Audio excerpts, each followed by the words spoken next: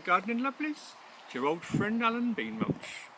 Now you could be forgiven for thinking that the only thing I know anything about is growing runner beans, but that's not true. So today I'm going to show you some of my rhubarb, some of my raspberry canes, and finally I'm going to show you some of my bedding plants. So come with me now and you can see how to be a successful gardener.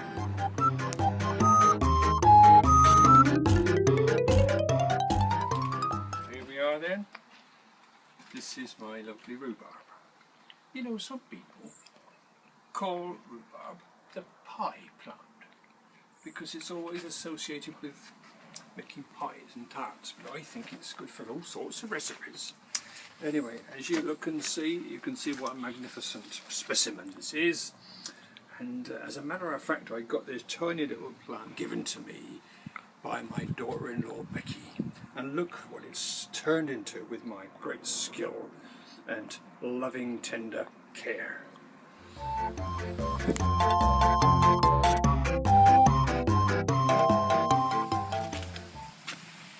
Well, here's my lovely raspberry canes. When I say lovely, some of them have grown well and some of them haven't for some strange reason, but I'll just show you those that are going on nicely. Now, raspberry canes, I don't pretend to be an expert, but I do know that there is the summer fruiting raspberry canes and there's the autumn variety.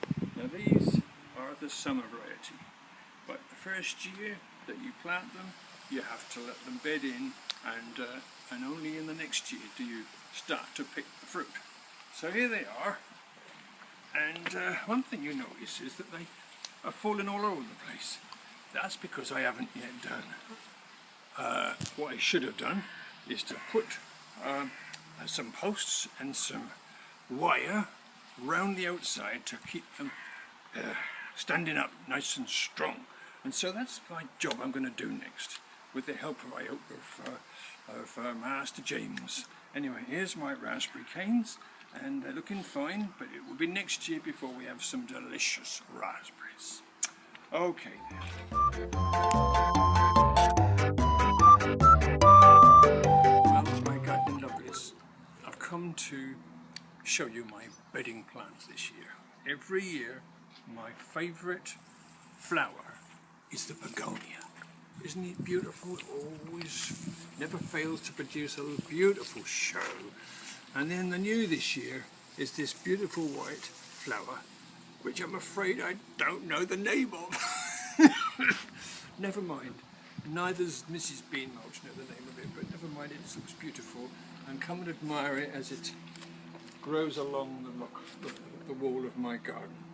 Unfortunately, it's crowding out the begonia, which is not a good idea, but nevertheless, it's very beautiful, and I hope you like it.